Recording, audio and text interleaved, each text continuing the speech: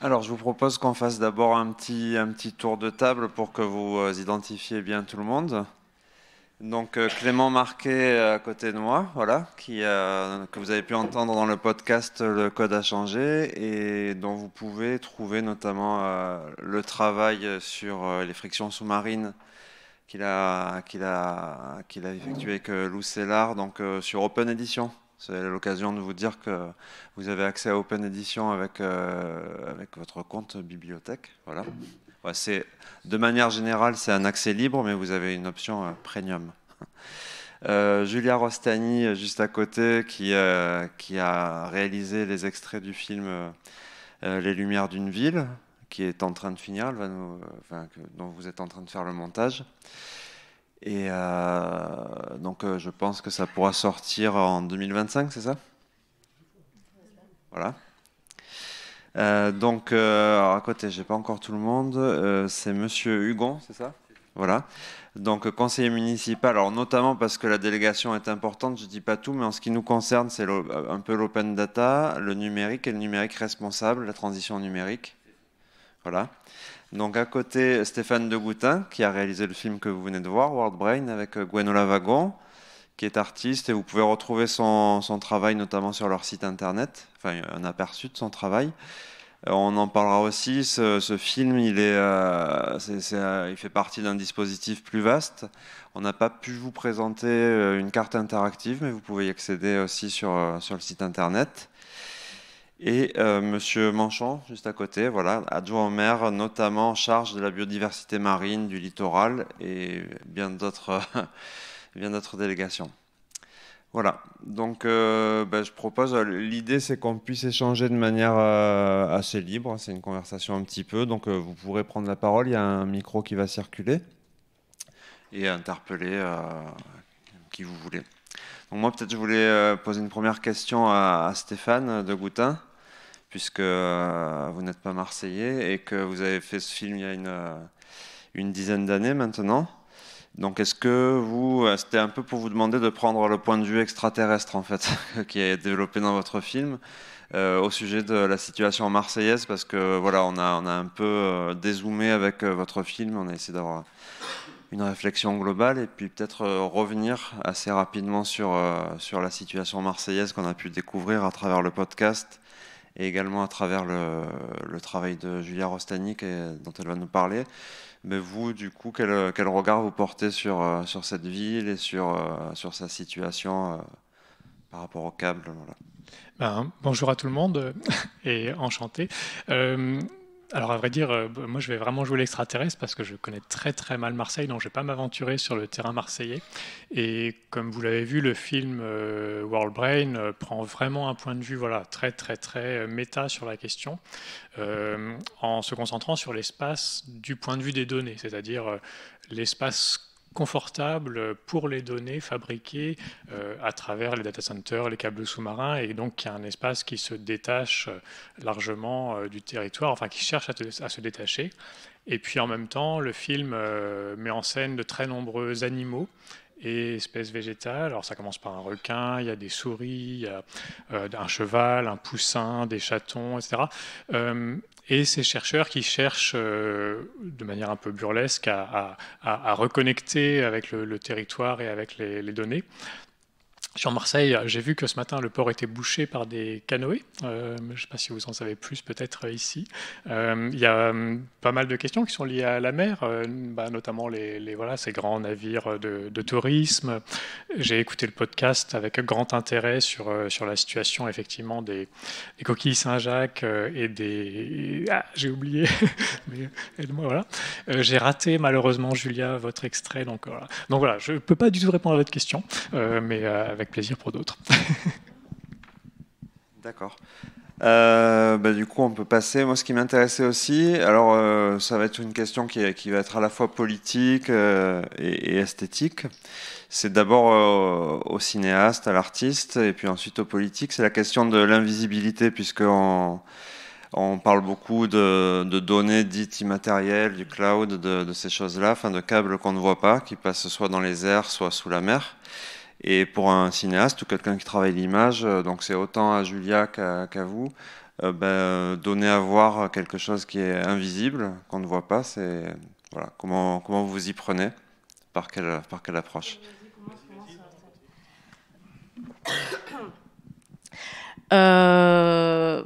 Ouais, il y a vraiment de multiples façons de pouvoir s'y prendre sur cette question de l'invisible. Mais c'est vrai que justement, en fait, enfin, moi, en tout cas, dans ma démarche, c'est que vraiment, j'ai découvert, en fait, à travers la situation de Marseille, la matérialité d'Internet, et c'est vraiment ce que je suis allée chercher. Donc, au final, c'est pas si invisible que ça. Il faut essayer d'y poser le regard, et donc à partir de là, en fait, il y a toute une matérialité qui se défile devant nous. Et donc moi, j'ai cherché à en capter les traces dans la ville, enfin aussi sur des couches d'histoire. En fait, c'est vraiment le film essaye de parler de ça. Donc en fait, et je suis allée aussi filmer la fabrication de la fibre optique, parce que je me suis vraiment intéressée à comment une matière en fait vient bousculer des choses à notre échelle, nous d'habitants, de personnes qui vivent son quotidien, voilà. Et j'ai vraiment essayé de relationner ça.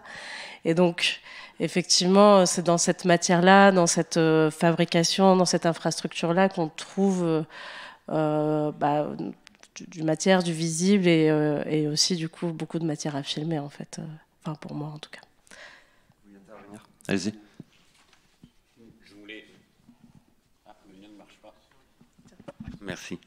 Je voulais intervenir sur l'idée d'invisibilité, qui pour moi, lorsqu'on suit un peu l'histoire technologique et Internet, n'est qu'un argument marketing et quelque chose qu'on a cherché à nous faire croire, que ce soit côté entreprise ou côté individuel, mais en réalité, ce n'est absolument pas quelque chose d'invisible.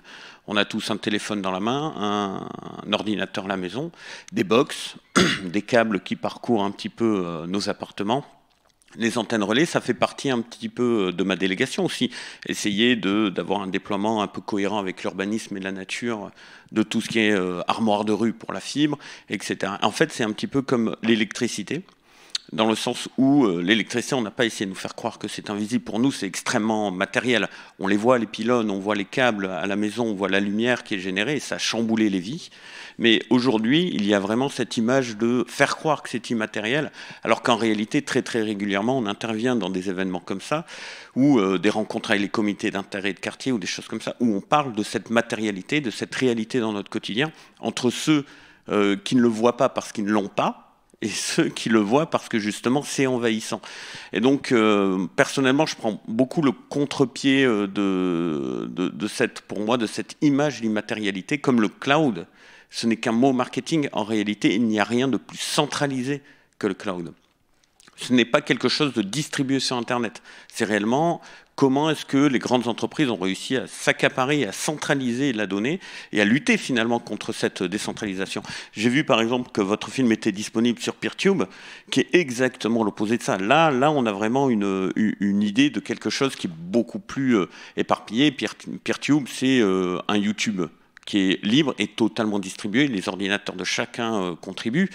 Là, on est dans quelque chose qui est beaucoup plus léger, pour reprendre les mots du film.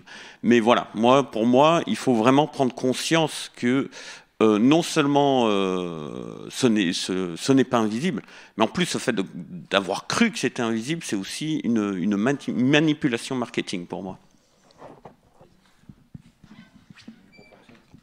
Oui, je pense que le micro fonctionne. Bonjour toutes et tous. Vous m'excuserez, j'ai un gros rhume aujourd'hui, donc je vais avoir une voix bizarre et une respiration un peu étrange. Mais le cerveau fonctionne. Ce débat sur le visible ou l'invisible, je l'ai aussi dans le cadre de ma délégation, puisque je m'occupe de biodiversité marine. Et donc, sous le tapis scintillant de la mer, là où le soleil se reflète, avec les petites vaguelettes, là-dessous, il y a de la vie. Et mon travail, c'est aussi de le rendre visible. Alors je dis souvent, je vais rendre l'invisible visible, et donc on a des casques de réalité virtuelle où les familles peuvent voir la vie sous l'eau, les récifs sous-marins, des endroits où on n'a pas le droit d'aller, ou alors des endroits où il faut un tel niveau de plongée pour pouvoir s'y rendre que c'est réservé à une part infime de la population.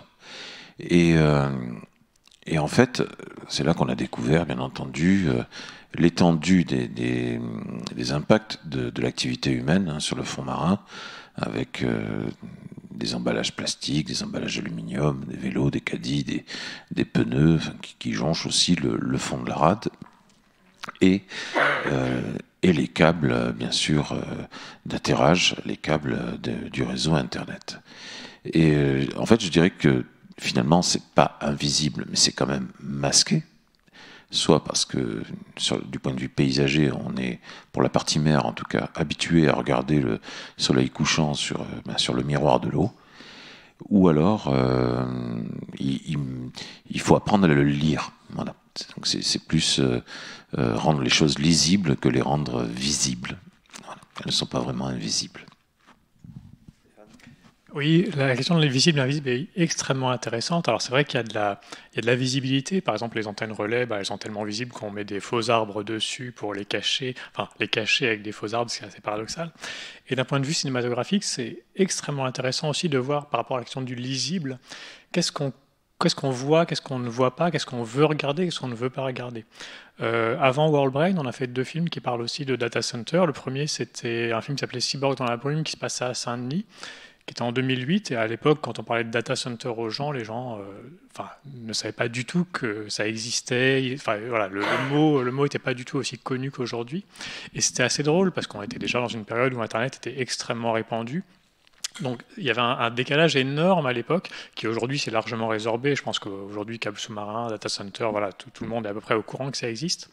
Mais avant ça, je voudrais parler d'un autre cinéaste qui n'est pas là avec nous, parce que c'est Richie Pan, qui a fait ce film La Terre des Amérantes, et qui, à mon avis, est vraiment un des chefs-d'œuvre absolus sur la question des câbles. Alors, c'est pas un câble sous-marin, c'est un câble souterrain, où il filme des ouvriers au Cambodge. C'est dans les années 90, et il filme des ouvriers au Cambodge en accentuant de manière complètement incroyable le contraste entre la vie de ces personnes qui tracent le sillon du câble avec des pioches mètre par mètre, et qui ne...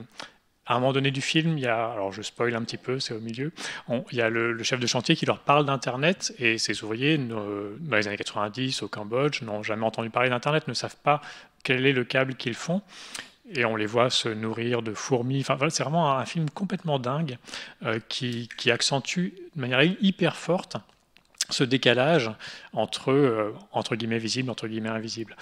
Voilà, je passe la parole.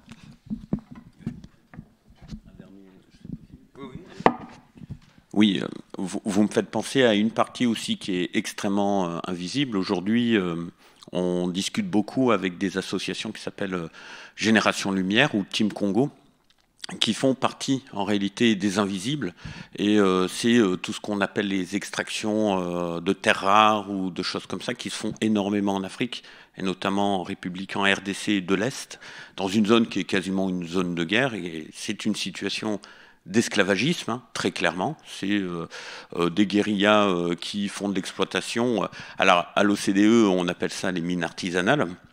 C'est des mines esclavagistes, très très clairement, qui sont dans l'intérêt de certaines personnes, qui sont même pas extrêmement rentables, hein, c'est même pas rationalisé dans le terme fordien du terme, comme on a vu tout à l'heure, donc ils pourraient faire beaucoup plus d'argent, mais les gens qui profitent de ce système le préservent bien dans un fond de guerre. Donc ça fait partie réellement désinvisibilisée de ce système, parce que ces matériaux sont ensuite exportés en Chine, mélangés avec tout ce qui est produit dans le monde et redistribués. Donc, dans la partie invisible, malgré tout, hein, il y en a toujours, je tiens souvent à souligner qu'il n'y a pas qu'un impact environnemental et un impact énergétique, etc. C'est qu'une partie qui est à moitié visible. La partie la plus invisible, c'est cet élément social extrêmement fort où on parle de choses extrêmement crues, on parle de meurtres, de viols, d'esclavagisme et d'armées et de milices. Donc ça fait partie de la partie invisible que j'aime bien mettre en avant souvent, parce que il faut en avoir conscience. Qu'on remplace son téléphone, typiquement, on joue un rôle là-dedans, dans un système qui est quand même assez dur. Peut-être pour tirer le fil encore sur cette question de visibilité, c'est un enjeu que vous soulevez dans Friction sous-marine, Clément. Alors je vous cite, hein, c'est l'enjeu démocratique en fait que vous soulevez au début de votre travail. En quoi les infrastructures engendrent-elles des vulnérabilités écologiques et comment ces dernières sont rendues visibles aux acteurs en fait? Donc là il y a une question un peu politique je pense, mais peut-être que vous pouvez nous parler un petit peu de cette notion que vous développez. Et en complément. Merci. Oui, bah, d'abord, je tiens à vous remercier donc, pour organiser cet événement. Et puis, je suis ravi de voir Stéphane, puisque ça fait partie des travaux, des choses que j'ai vues au début de ma thèse quand j'ai commencé à travailler sur les data centers qui m'ont donné envie de travailler sur ces objets.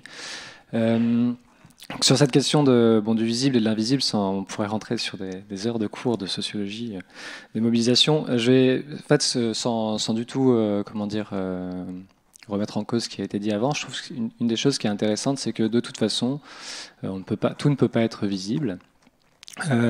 Et que c'est quelque part une des propriétés de la société industrielle que d'avoir construit un système qui est tellement complexe que pour que ça fonctionne, il faut, cognitivement, de toute façon, qu'on ne voit pas des choses. On ne peut pas savoir comment fonctionnent les trains, l'électricité, etc. Même s'il y a des choses qui sont présentes dans le paysage, la quantité d'invisible qui est laissée derrière est gigantesque. Et en même temps, ce terme invisible, il est quelque part trompeur, parce que l'enjeu, c'est invisible pour qui, puisque on voit bien les câbles. Je pense qu'il y a peut-être ici des gens qui travaillent dans l'ingénierie, qui ont travaillé dans l'ingénierie du câble et qui font partie de l'association des amis des câbles sous-marins, qui m'ont beaucoup aidé dans ma recherche, donc je les remercie.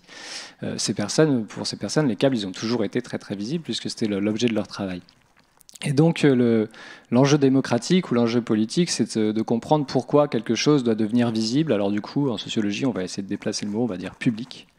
Et pourquoi il pose problème et à quel titre. Et donc tout l'enjeu de l'article, c'était d'essayer de comprendre à quel moment ces câbles qui pendant longtemps finalement il y a eu des phases où ils ont pu embêter un peu des gens, mais pas beaucoup.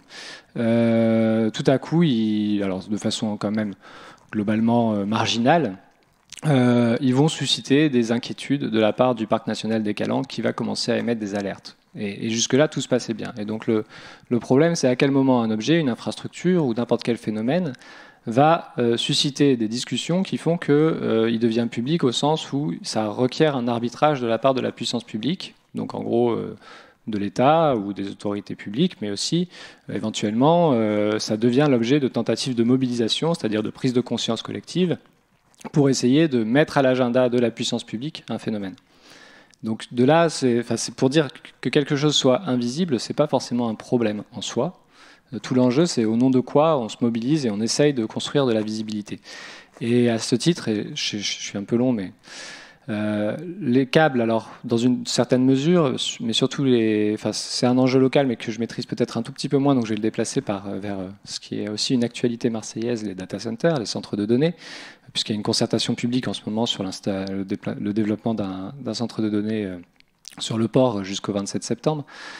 C'est un sujet assez intéressant parce que c'est un sujet qui globalement peine à gagner en visibilité, en publicité. C'est difficile de mobiliser sur les data centers, c'est difficile de construire des collectifs de citoyens qui vont dire il y a des enjeux sur le développement des data centers, il faut des politiques publiques sur le développement des data centers pour mieux encadrer les enjeux écologiques, etc.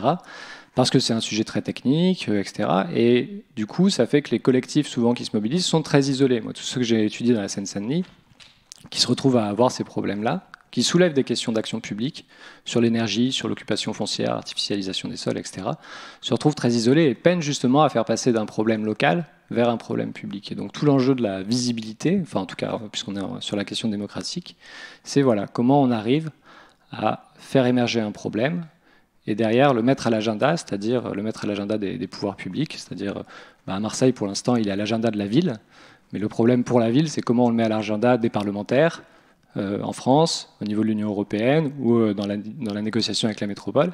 Et ça, c'est très compliqué parce que il faut monter encore d'un échelon pour que la dimension de la régulation puisse devenir effective, quoi. Sinon, on reste globalement isolé et on peut dire c'est invisible. Ça veut dire, en gros, on n'arrive pas à le politiser.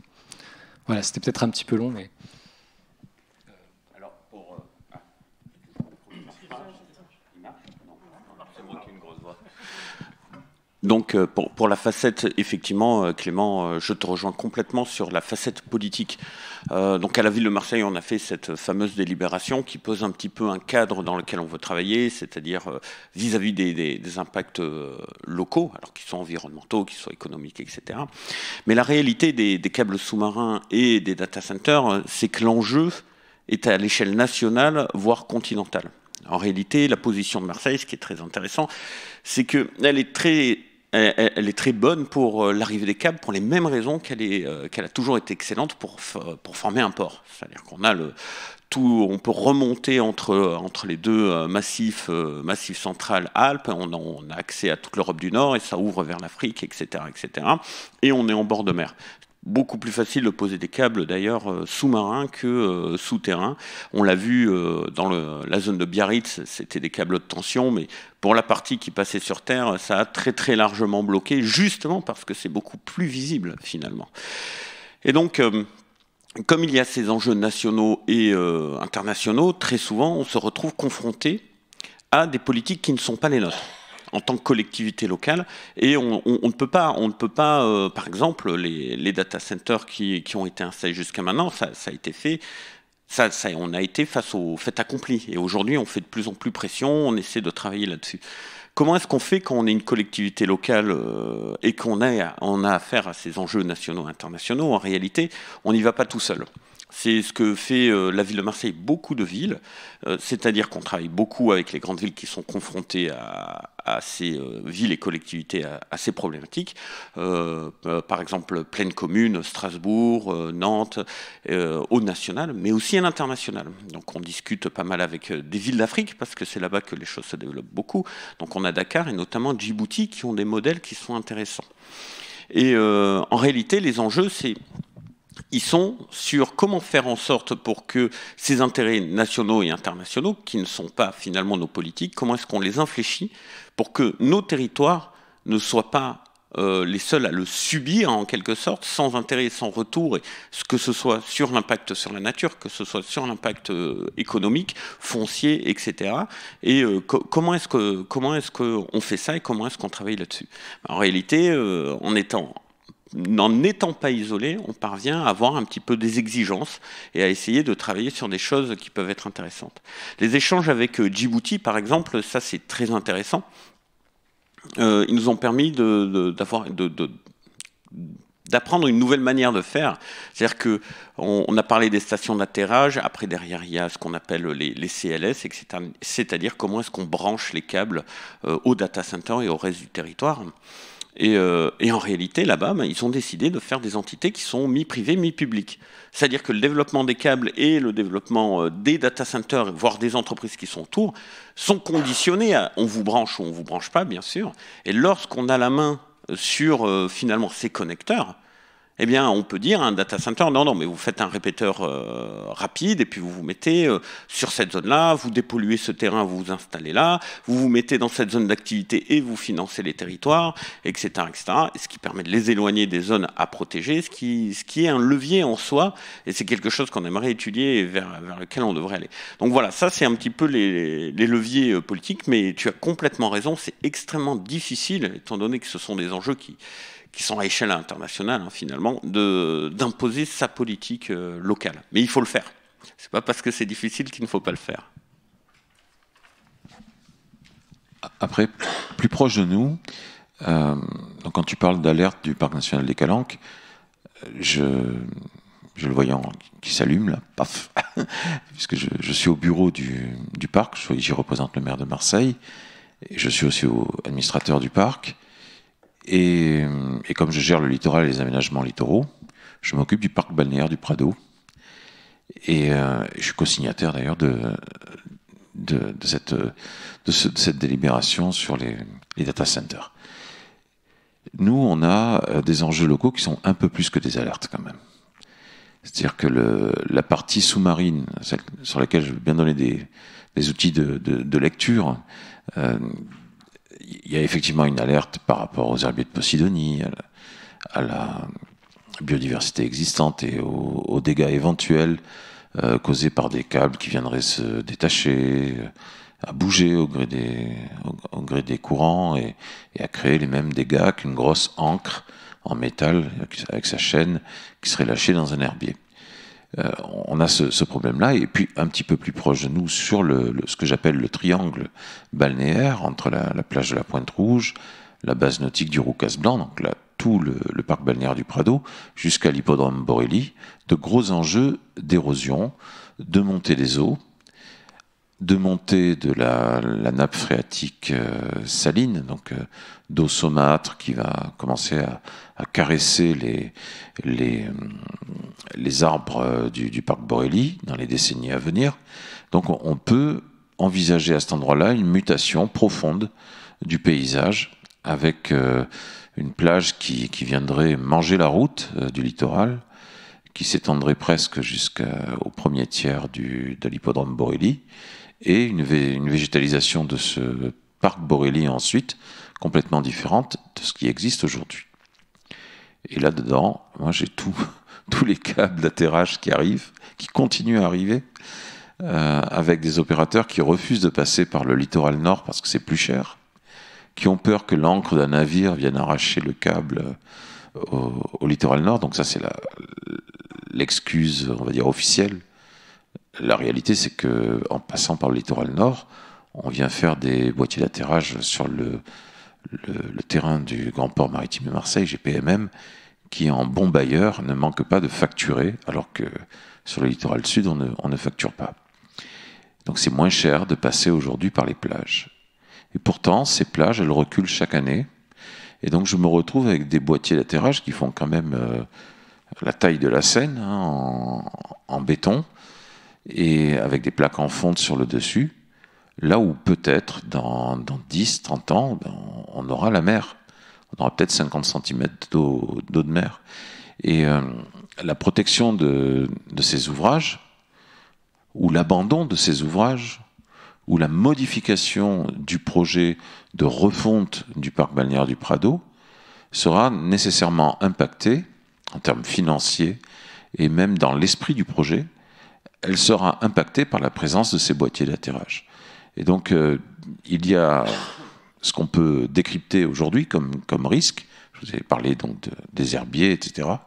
Mais aussi, et parce qu'on est politique, la nécessité d'anticiper sur les impacts de demain. Je ne dis pas les dégâts de demain, mais en tout cas, ce qui est décidé aujourd'hui n'est pas sans impact sur les projets de demain et sur les solutions qu'on ira demander à d'autres générations que nous pour, ma foi, remettre les choses à l'endroit.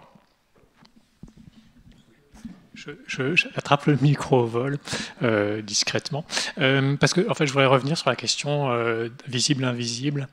Il y a aussi public, non public, caché, montré. Qu'est-ce qu'on a intérêt à cacher pour des raisons de sécurité ou autres? Qu'est-ce qu'on a intérêt à montrer pour des raisons de publicité, comme quand Google a commencé à montrer ses data centers?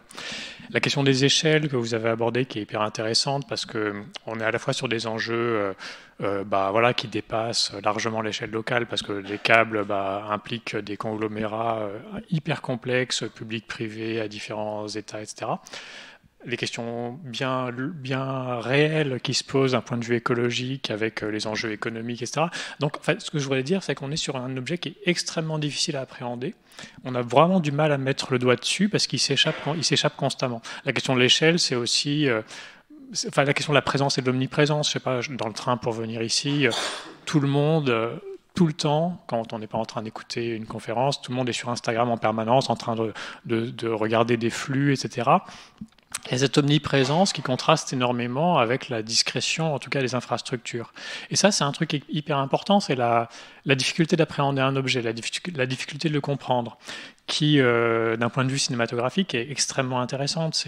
Alors, je vais encore citer un autre cinéaste qui n'est pas dans la salle, mais Adam Curtis, le cinéaste de la BBC, qui dit tout le temps que lui, les sujets qui l'intéressent, comme la haute finance ou des choses comme ça, sont des sujets extrêmement difficiles à montrer au cinéma, parce qu'il n'y a pas d'image très sexy.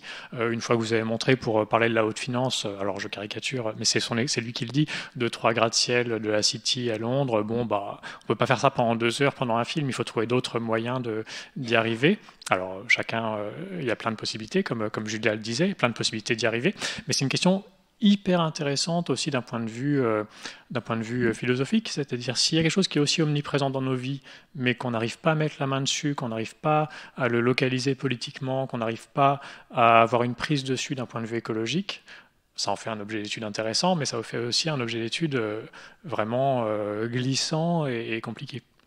Voilà, c'était juste pour relancer le débat. Juste pour rebondir sur ce que tu dis, effectivement aussi en tant que cinéaste, sur toutes ces questions et ces ambivalences qu'on voit par rapport à Internet qui est omniprésente et en même temps complètement cachée, invisible. Enfin, c'est un peu difficile vraiment à déterminer. Et justement, dans ces difficultés de déterminer les choses et aussi de pouvoir faire des images ou montrer des images, c'est que, enfin, moi, par exemple, dans le cadre de mon film, comme je fais en plus ça à échelle très locale, donc je me retrouve face à des acteurs locaux. Et donc, c'est vraiment, en tant que cinéaste, je me retrouve avec le privé en face de moi en permanence. Et je trouve que c'est aussi quelque chose qui est très prégnant, en fait, dans cette question d'Internet. C'est une mainmise des entreprises et du privé, en fait, sur ces questions-là de données, ou, enfin, qui sont multiples, en fait, hein, qui est voilà, complètement privé. Donc, rentrer dans un data center, filmer, a priori, c'est impossible.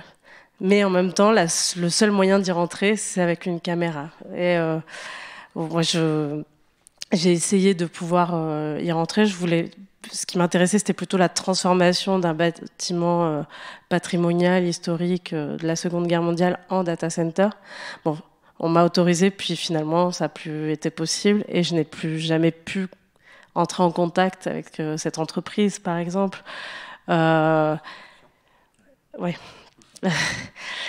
mais pour tout, même pour les câbles, parce que dans mon travail, je m'intéresse beaucoup aux gestes, au travail en fait, à ce qu'on va appeler les ouvriers du numérique ou des choses comme ça. Et en fait, je me retrouve avec une omniprésence de l'entreprise, de leur nom.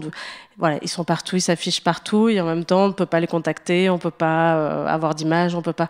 Et donc, toute cette ambivalence-là aussi, elle est aussi difficile à gérer en tant que cinéaste, que ça devient aussi intéressant parce qu'il faut forcément trouver d'autres moyens et passer par d'autres choses. Et donc, trouver des images sur quel imaginaire, en fait, on veut se créer, ou est-ce qu'on recrée un imaginaire aussi de cette technologie d'Internet qui est toujours montré, en fait, le data center par des lumières, voilà, où il y a vraiment une représentation aussi gérée par un truc très marketing, quoi. Et que nous, en tant que cinéastes, il faut pouvoir aussi se l'approprier pour mieux la détourner ou pour mieux en jouer, enfin, pour essayer de trouver un autre langage avec ça aussi, qui est très intéressant. Justement, la question que je me posais aussi, c'est on a envisagé pas mal d'impacts, notamment la biodiversité, la question aussi de l'invisibilité. Dans en tout cas, ce qu'on a vu de votre projet, on voit que c'est l'impact peut-être humain avant tout, ce que ça fait sur les personnes, d'un point de vue social, d'un point de vue... Alors, voilà, est-ce qu'il y a quelque chose à dire aussi, notamment, là, il est vaguement question du quartier Euromède, je pense. Voilà, politiquement, cette question-là, comment aussi elle est envisagée sur peut-être... on voit que des personnes doivent être relogées, éventuellement. Il y a ces questions-là qui se posent à travers l'extrait, donc est-ce que vous pouvez nous en dire un peu plus ? En fait, cette question sociale, de toute façon, elle est inhérente à tout, quoi. Mais donc moi, c'est vraiment quelque chose à laquelle je me suis attachée, parce que à la base, je crois que c'était surtout la volonté, l'envie de faire une sorte de portrait de la ville. Donc la ville de Marseille est omniprésente, et donc forcément, donc les personnes qui y habitent. Et en fait, ce qui m'a marqué quand j'ai su en fait la place que prenait Marseille dans l'infrastructure d'Internet, c'est c'est de me dire, en fait, Marseille s'est construit, comme vous l'avez dit, par son port, par cette place géographique stratégique. Et donc, comment cette histoire se répète, en fait. Parce qu'au final, après, moi, c'est ce que j'y vois, mais je suis pas scientifique et je suis pas... Mais c'est comment une ville, en fait, portuaire, puis industrielle, et maintenant devient ce port de contenu, comme elle est présentée par les acteurs du numérique. Et donc, c'est quand j'ai vu que, je crois que c'était à partir de 2015, l'économie des données devenait supérieure à l'économie des marchandises qui circulent dans le monde.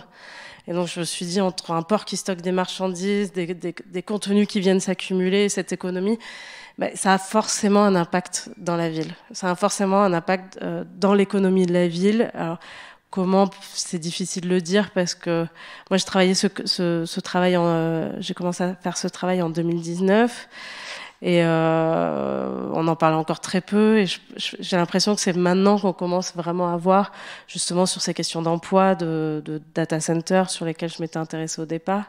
Et après je suis allée plus vers cette question de la technicité aussi, de l'installation. Parce qu'on dit que c'est un métier à insertion, donc pour des jeunes de quartiers prioritaires.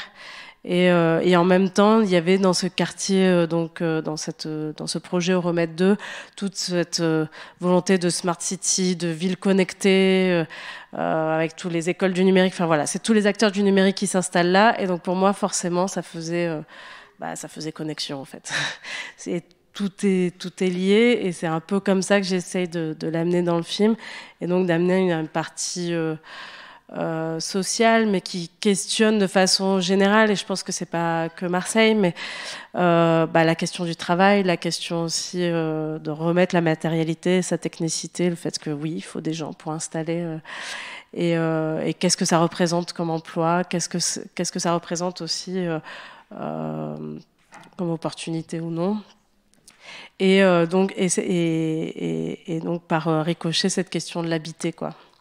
Qu'est-ce que c'est qu'habiter parce que donc cette personne on lui reproche sa forme d'habiter, elle n'est plus dans le monde de demain qui est en train de se construire, cette forme d'habiter n'est plus valable, valide, je ne sais pas trop et donc du coup il faut qu'elle sorte du paysage pour qu'un nouveau paysage s'installe mais c'est un peu, je pense, ce qui s'est passé aussi un siècle avant avec la révolution industrielle.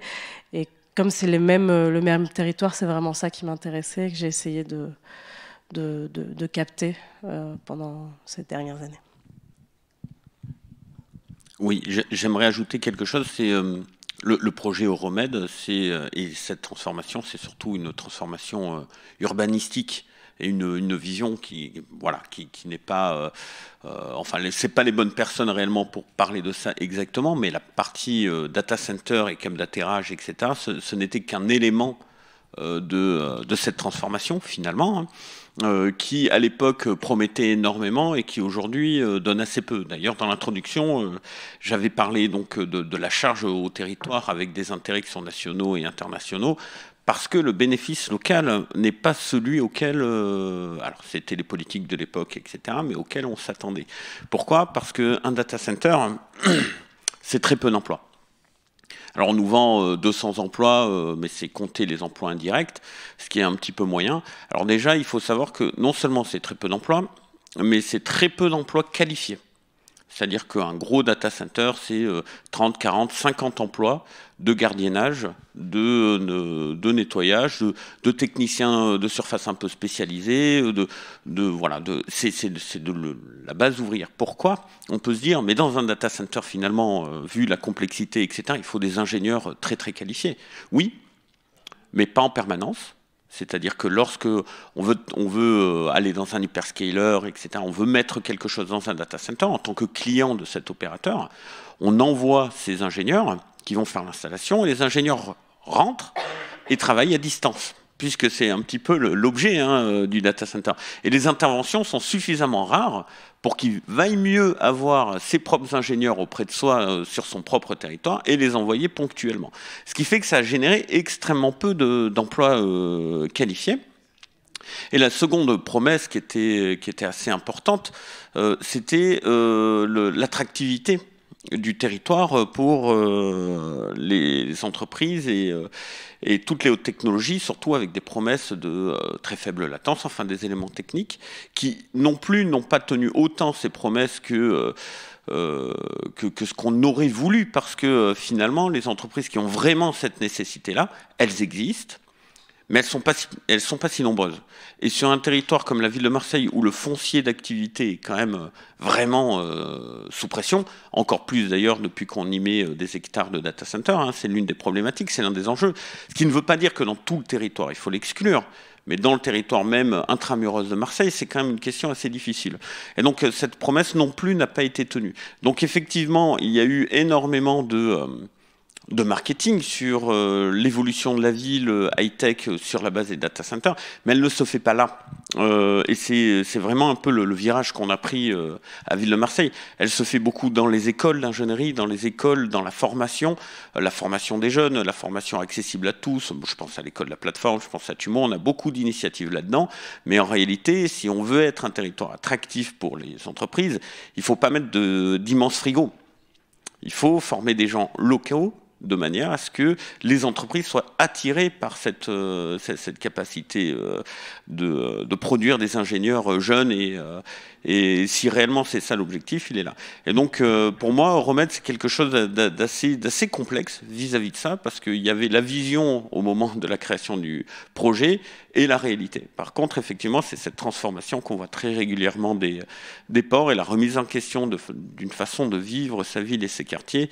Et ça mérite réellement une réflexion de fond, une réflexion avec les habitants, finalement. Parce que les meilleurs experts de leur ville, pour au moins certains éléments essentiels de comment vivre sa ville, ça reste quand même ses habitants. Et donc avoir des projections qui claquent sur des tracts plutôt que des projets de ville, ça, je pense que c'est un changement culturel qu'il faut qu'on ait dans toutes les politiques publiques, c'est-à-dire locales, mais aussi nationales et au-delà.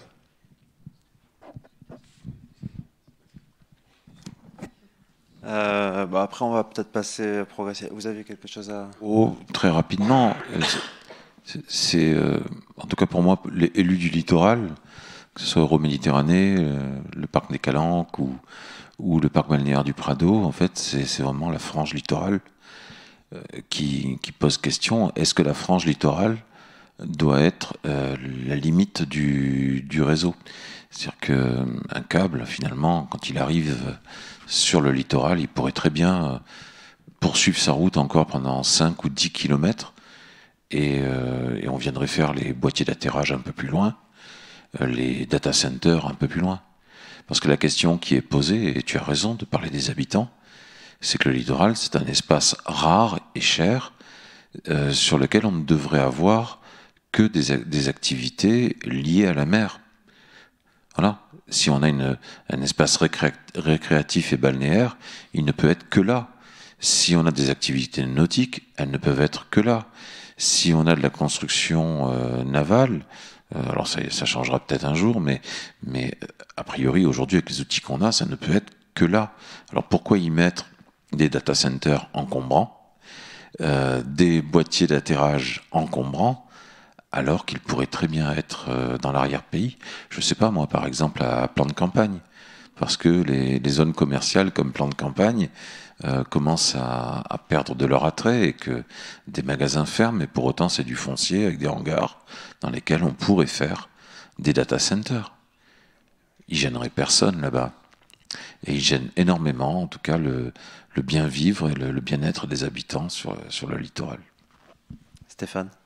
Ouais, j'attrape à nouveau le micro au passage, mais en fait c'est hyper intéressant parce qu'il y a la question de la persistance des infrastructures. C'est-à-dire que pourquoi les data centers, les atterrages se font à Marseille? Parce que c'est un hub, parce que c'est un port depuis longtemps, et qu'on a cette persistance. Bon, bah, les câbles sur le territoire, ils vont le long des lignes de chemin de fer, ils redoublent des infrastructures qui étaient existantes. Mais si on compare qu'est-ce que c'est qu'un port avec qu'est-ce que c'est qu'un hub de données, ça n'a rien à voir. C'est-à-dire qu'un port, bah évidemment, ça génère une activité humaine, une activité économique très très très visible, là pour le coup, qui vraiment va conduire à fabriquer une ville de manière visible, fabriquer son identité sur des centaines d'années, voire des millénaires. Enfin, ça fabrique vraiment quelque chose qui est très très présent dans l'imaginaire, et ça fait de Marseille ou d'autres villes portuaires ce qu'elles sont. Et un hub de données, est-ce que c'est invisible, est-ce que c'est caché? Je ne sais pas quel est le mot qu'il faut utiliser, mais en tout cas, c'est vraiment dans une autre dimension, et on en parle aujourd'hui plutôt sous forme de gène écologique, de quelque chose qui est là sans être là. Enfin, on en parle dans des termes complètement différents, alors qu'en réalité, la réalité de ce que ça produit, elle est assez comparable, en fait. Enfin, c'est aussi des dispositifs qui permettent d'énormes échanges, sauf qu'on est passé évidemment dans une autre dimension.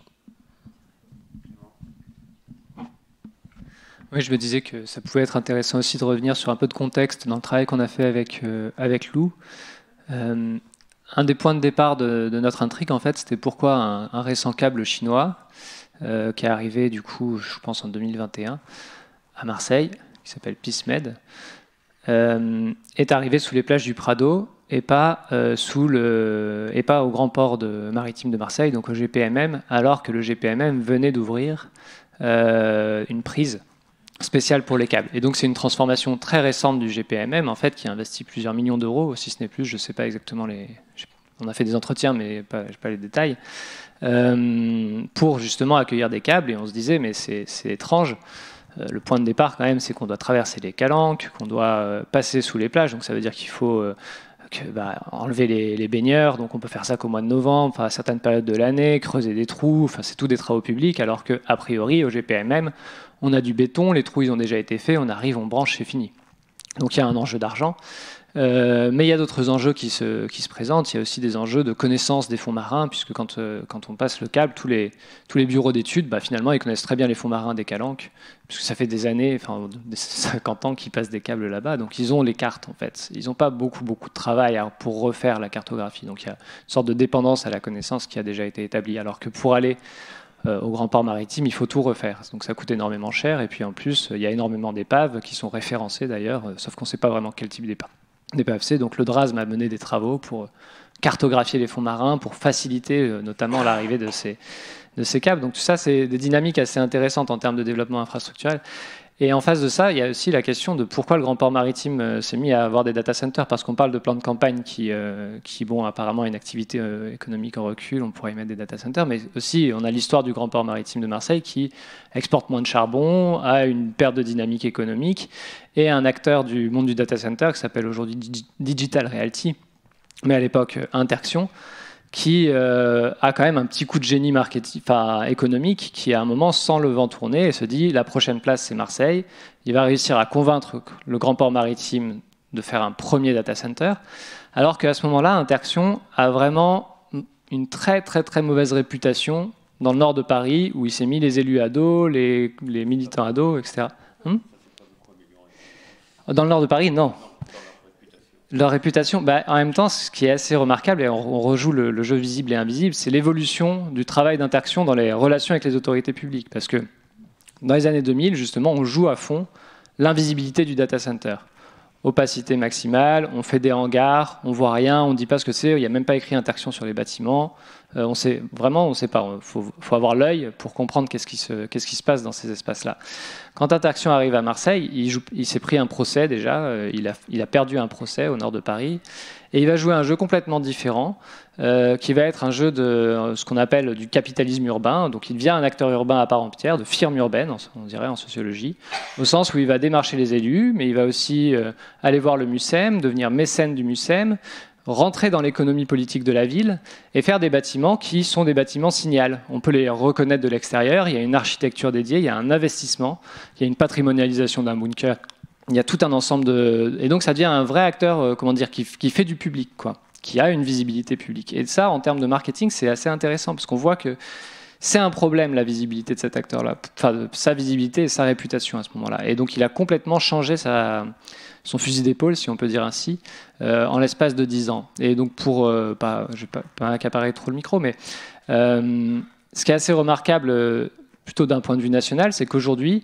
le développement du numérique, dont on voit, moi ce que je trouve fascinant dans votre film, Stéphane, c'est que c'est 2015 et je trouve qu'il a toujours l'air futuriste, ce qui n'est pas facile. Alors que pourtant, faire le film aujourd'hui, j'imagine qu'on pourrait trouver des choses encore plus dingues. C'est un peu steampunk, quand même, les images. Moi, je ne l'avais pas vu depuis longtemps. Oui, mais les rats, moi, j'imaginais pas ça. Mais... Ouais. Pardon. Mais c'est l'empreinte du numérique explose. On en parle, donc l'empreinte environnementale, énergétique, foncière. On en parle beaucoup avec l'intelligence artificielle. Et aujourd'hui, le monde économique du data center, en fait, est dans un état de fébrilité, au sens où il s'inquiète de sa capacité à sécuriser suffisamment de terrain pour continuer à se développer. Et donc la relation au pouvoir public a beaucoup changé. Et même au sein des emplois dans l'équilibre du data center, si vous voulez, jusque-là, c'était que des ingénieurs qui développaient des bâtiments, en gros, et des connexions. Et aujourd'hui, ils recrutent ce qu'on appelle des responsables d'affaires publiques, c'est-à-dire des gens qui connaissent les institutions, pour aller faire du lobbying et pour essayer de construire des réglementations qui soient à leur intérêt. Alors que pendant 20 ans, ils ont juste... en gros, fait l'autruche et essayer de faire en sorte qu'on ne s'intéresse pas à eux. Donc il y a un changement et il y a un enjeu, du coup c'est pour ça on revient à la visibilité, la politique, etc. Mais on est vraiment en ce moment, même si ça ne se voit pas et que c'est des choses qui peuvent paraître parfois secondaires, dans un enjeu politique fort dans la définition de ce que c'est qu'un data center en France, avec des volontés au niveau du gouvernement d'en faire des infrastructures critiques pour la nationale. Donc ça veut dire en gros des infrastructures qui nécessitent beaucoup moins d'autorisation et de réglementation pour pouvoir s'installer. Et de l'autre côté, des groupes qui essayent de dire en fait il faudrait davantage de contraintes sur l'installation pour que, en termes d'aménagement, d'équilibre du territoire, de respect des contraintes écologiques, ce soit intéressant. Et cette fenêtre de négociation, elle ne va pas durer très longtemps. À un moment, ce sera tranché, et après, pour la faire bouger, il faudra un paquet d'années.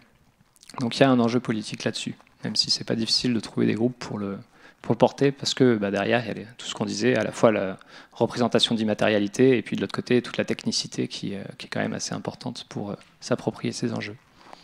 Je propose juste qu'on continue, mais avec le public qui peut intervenir aussi. Est-ce qu'on a un micro? Ouais, voilà.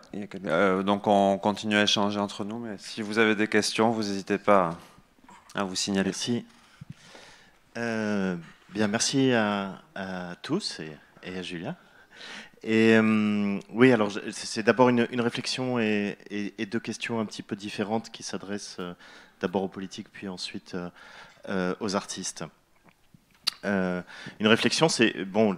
Moi, j'ai le souvenir de l'écrivain Philippe Vassé, mais aussi du travail de Stéphane Descoutins, qui montrait de façon assez drôlatique la guerre foncière en Seine-Saint-Denis entre les églises évangéliques et les data centers pour occuper l'espace foncier disponible.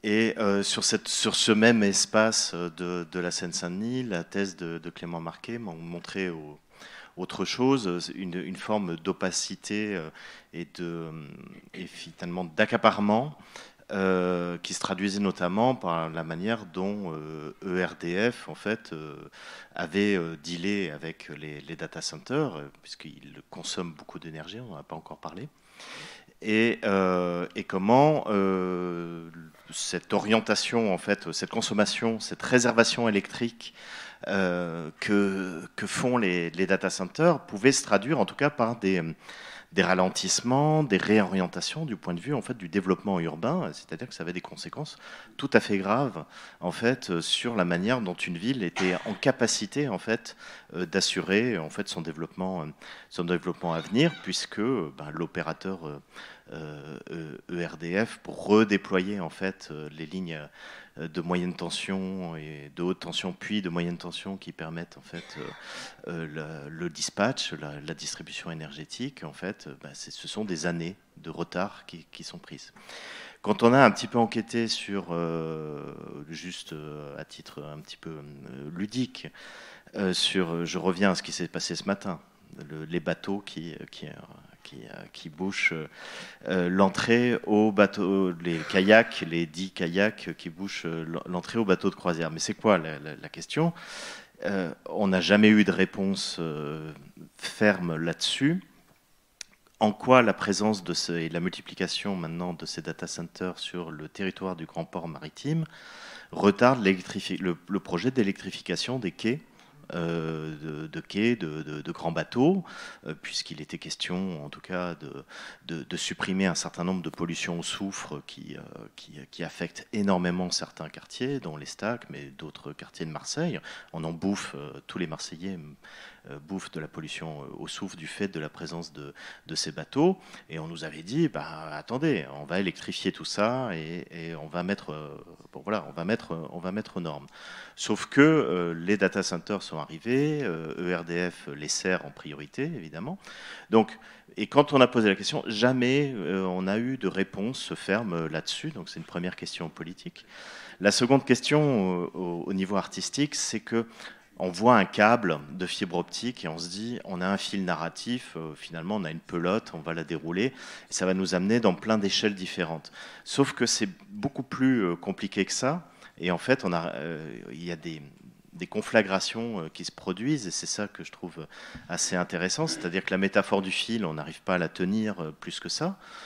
Quand on va à la Belle de Mai, qu'on voit que les entreprises qui sont en train en fait, de distribuer les armoires, de mettre la fibre optique dans la rue, bon, déjà ce n'est pas les mêmes que celles qui montent dans votre cage d'escalier pour vous connecter à la fibre, et qu'on voit qu'il y a 6 niveaux de sous-traitance avec des petites entreprises comoriennes, des quartiers nord qui posent cette fibre. De l'autre côté, on va à Interxion, c'est ça, oui, avec des étudiants. C'est vrai qu'ils font un marketing, donc ils font visiter et tout ça. Et on comprend en fait que c'est un opérateur immobilier. En fait, les disques durs ne leur appartiennent pas. Les disques durs sont posés par les entreprises, ce qui fait que l'un des moyens les plus commodes, sans doute, de visiter, en fait, c'est soi-même de devenir une petite micro-entreprise pour louer du serveur chez eux. Et comme ça, vous visitez. C'est ce que Julia m'avait dit. Voilà. Mais là, il se passe des choses qui encore une fois, c'est très triste à voir, hein, l'intérieur de ces espaces immobiliers, mais il se passe des choses tout à fait étonnantes, de dimension colossale. Pardon, je suis un petit peu long, mais je vais finir là-dessus.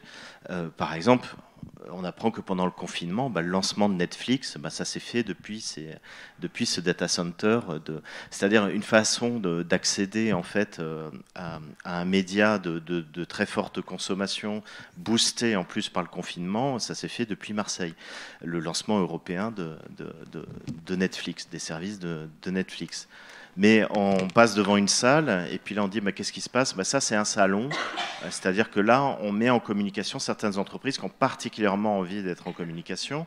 Et par exemple, alors ils ne veulent pas le dire, mais par exemple le trading de haute fréquence où on met les serveurs les uns à côté des autres avec des connexions rapides pour que en fait ils soient physiquement à côté dans le même espace de chambre de serveurs.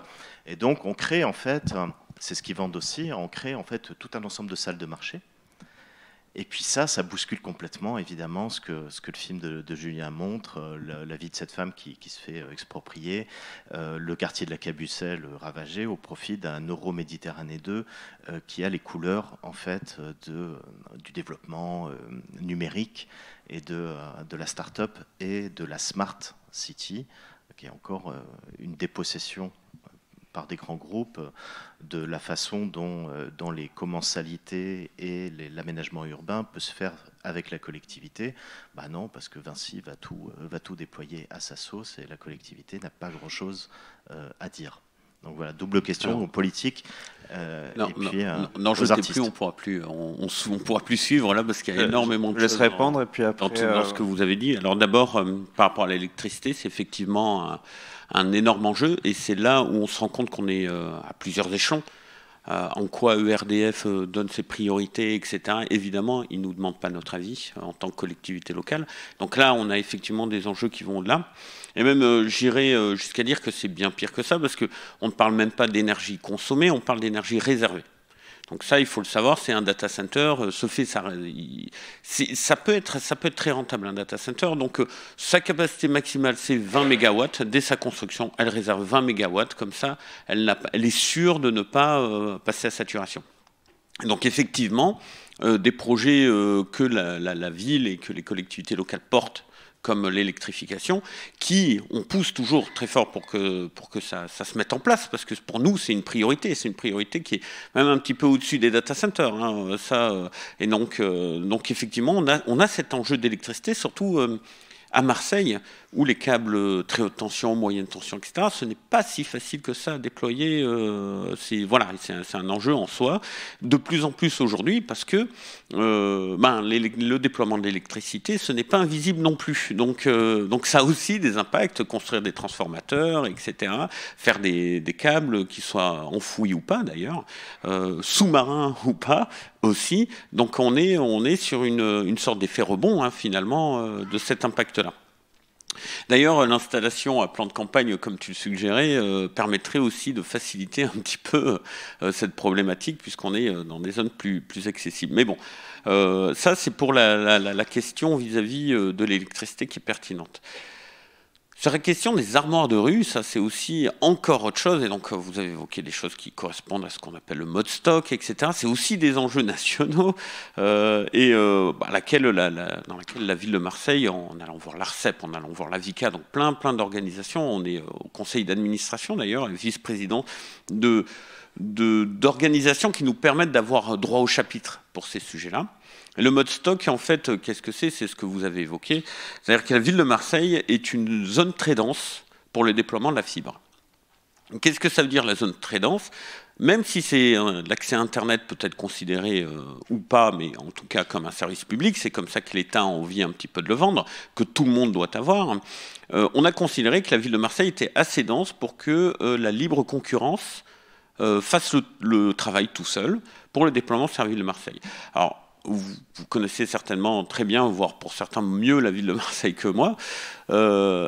C'est pas très dense partout. On va dire que c'est pour une très grande partie une moyenne densité, pour une autre partie même de la faible densité. En tout cas, les Goudes, les Baumettes, les quartiers nord, etc., c'est tous ces villages-là.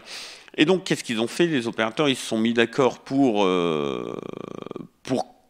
se distribuer le territoire, qu'un seul opérateur le fasse, qui a déployé dans les zones très denses, et surtout, ils se sont octroyés la permission de déléguer le déploiement, c'est-à-dire de payer des entreprises qui font le déploiement, qui payent des entreprises qui font le déploiement, qui payent des entreprises qui font le déploiement. Et à la toute fin, on a des auto-entrepreneurs qui survivent grâce à ça et qui mettent leur échelle sur les capots de voiture pour pouvoir accéder parce que ils n'ont pas de quoi acheter le matos, etc. Donc ça, c'est ce qu'on appelle le fameux mode stock et c'est ce qui fait que ces armoires sont dans un état incroyablement discutable et un déploiement assez sporadique. Et ce qui est assez curieux, c'est que comme on a finement complètement séparé ces deux éléments-là, on a beau avoir de très beaux data centers qui distribuent Netflix à toute l'Europe, ce qui fait d'ailleurs partie des enjeux stratégiques nationaux et internationaux dont on a parlé, c'est un peu la guerre de la culture, c'est un peu le soft power, etc. D'un autre côté, donner le service à l'habitant local, c'est d'autres entités, c'est Orange, c'est SFR, etc. Et c'est d'autres systèmes et ce n'est pas directement lié. C'est indirectement lié, mais ce n'est pas. Et ce sont d'autres intérêts, d'autres façons de faire, etc. Et c'est complètement délié. Donc on se retrouve dans une ville de paradoxe, de plus. On commence à être habitué, où finalement on a une connectivité internationale improbable, avec effectivement de la très haute fréquence qui est là. Alors il n'y a pas aussi que les finances, il y a aussi tout ce qui est billetterie, pour savoir lorsque le Hellfest ouvre ses billets, par exemple, c'est dans ce genre d'installation, parce qu'on a 1 million de personnes qui se connectent en même temps et qui essayent d'être là dans le premier quart d'heure, parce que tous les billets partent.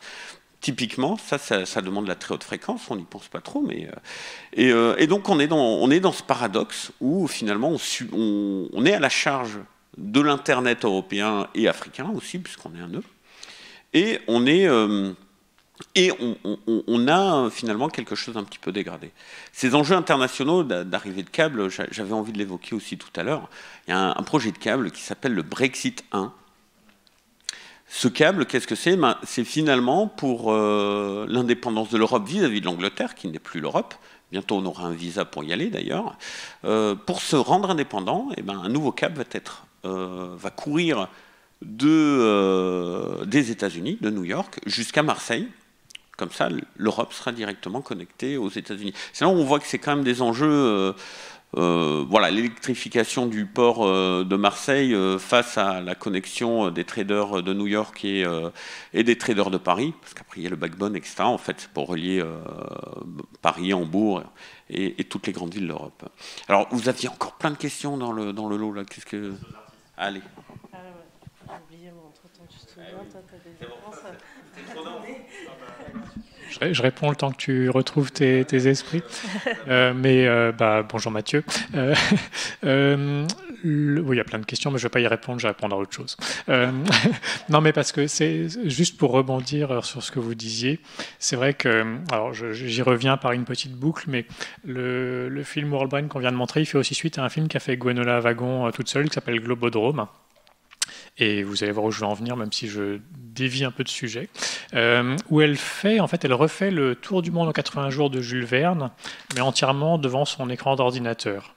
Et donc elle refait entièrement le voyage, mais sur l'équivalent de Google Maps, qui à l'époque s'appelait Google Earth, et qui était à l'époque un moteur de recherche avec des vidéos dessus. Donc elle collecte plein de vidéos en refaisant le tour du monde de Jules Verne. Et à la fin de ce voyage, elle se rend compte que le voyage de Jules Verne, de Phileas Fogg, en réalité reprend quasiment la route principale des câbles sous-marins qui font le tour de la planète.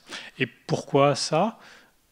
Tout simplement parce que la route des câbles sous-marins, c'est aussi la route de plus grande circulation, En fait, c'est toujours la persistance des infrastructures. Et que, effectivement, cette route, c'est aussi les premiers câbles sous-marins pour le télégraphe qui date des années 1850, sont sur les mêmes routes que la plupart des câbles entre l'Angleterre et les États-Unis. Et que effectivement, alors Marseille, c'est bien sûr un très gros hub, mais il y a un hub encore plus énorme qui est en Angleterre, sur je ne sais plus quelle plage dont j'ai oublié le nom, et où il y a là vraiment une énorme quantité de câbles qui passent au même endroit sur la même plage, qui j'imagine doit être très surveillée. Et évidemment, les câbles arrivent. Et alors, tu le disais, la question du trading, voilà, à haute fréquence, c'est aussi une question qui a une importance gigantesque, évidemment, sur le placement de ces câbles, etc. Voilà, c'est juste pour changer de sujet. Le temps que Julia retrouve ce qu'elle voulait dire. Non, en fait, il y a beaucoup de choses parce que effectivement, cette question des câbles.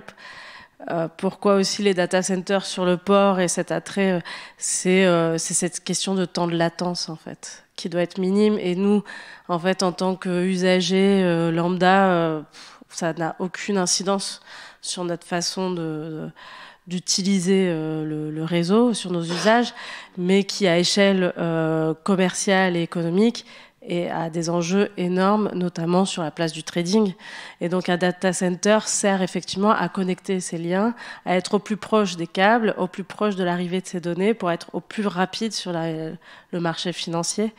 Et finalement, en fait, c'est même l'histoire du câble, parce que même le premier câble transatlantique avait déjà ces questions économiques de trading dans les enjeux de pause, en fait. Donc ça d'une part, et donc par rapport à... Et après, sur ces questions d'échelle, en fait, c'est ça qui est aussi qui est un peu vertigineux, en fait, quand on s'intéresse à ces questions du numérique, de l'infrastructure, c'est que c'est vraiment... c'est une multicouche de feuilles qu'on peut venir déployer. Donc, on peut le voir sur toutes les thématiques et notamment donc sur ces questions sociales où aussi ça va être beaucoup d'emplois, beaucoup de choses qui se répercutent en fait de cette façon-là, et notamment voilà, avec cette place de câble de latence, de trading qui arrive. Donc il faut aussi des infrastructures pour accueillir ces entreprises qui vont venir au plus proche. Enfin, ça c'est une supposition, mais ça reste là. Et donc pour ces infrastructures-là, il faut les gens de la ville, cette partie ouvrière aussi qui mettent tout ça en place. Enfin, et donc en fait ça touche toutes les couches de population. Et alors parce que ta question était très longue, donc j'essaye un peu de récupérer plusieurs fils, mais notamment, et ça c'est un peu un point de départ du film, qui était sur une expression que j'ai entendue, puis des articles que je lisais sur faire la fibre, qui qui, dans plusieurs dans les quartiers, alors pas que marseillais, hein, mais entre autres, c'était faire la fibre, c'est un bassin d'emploi, c'est être auto-entrepreneur, donc du coup aussi ces nouveaux modes d'emploi et gagner de l'argent. Parce qu'il y a aussi cet enjeu national, international de il faut poser la fibre, il faut la déployer. Donc c'était le fameux France 2025, hein, c'est-à-dire que où la France, enfin il faut qu'il y ait de la fibre qui arrive partout. C'est pas fini, voilà, donc du coup, il faut poser la fibre, donc il faut des gens pour poser la fibre. Et donc, moi, c'est un peu aussi une partie à laquelle je me suis intéressée. Je trouvais ça intéressant sur ce que ça déployait, en fait, en tout cas à Marseille. Et c'était une façon aussi de rester proche de cette pelote de fil, malgré tout, qu'on déploie, et de l'approcher au plus près aussi, et de savoir comment le travail, et qu'est-ce que ça représente aussi comme travail à l'échelle du corps même, en fait. Et donc voilà, c'est vrai que c'est quelque chose que j'ai exploré dans le film à travers ce protagoniste Adam que vous avez vu, qui parle d'humanité, en fait, qui essaye de trouver sa place, parce que c'est aussi du coup toute une société qui se met en place, comment trouver sa place là-dedans, comment s'y trouver, en fait, dans tous ces bouleversements, alors qu'ils soient sociétaux, environnementaux, enfin, parce que c'est vraiment tellement multiple que voilà. Et c'est vrai que quand on aborde ces enjeux-là, en tout cas en tant que cinéaste, déjà c'est assez passionnant, en fait, de les découvrir, surtout que voilà, moi, je viens pas de là. Et donc comment les intégrer? Il y a tellement de choses, en fait, en filigrane, que comment arriver à canaliser tout en ouvrant, en fait, toutes ces questions-là, c'est quelque chose d'assez intéressant, parce que voilà, les enjeux sont vraiment sur toutes les couches, en fait, de la société, quoi. On a 3 questions.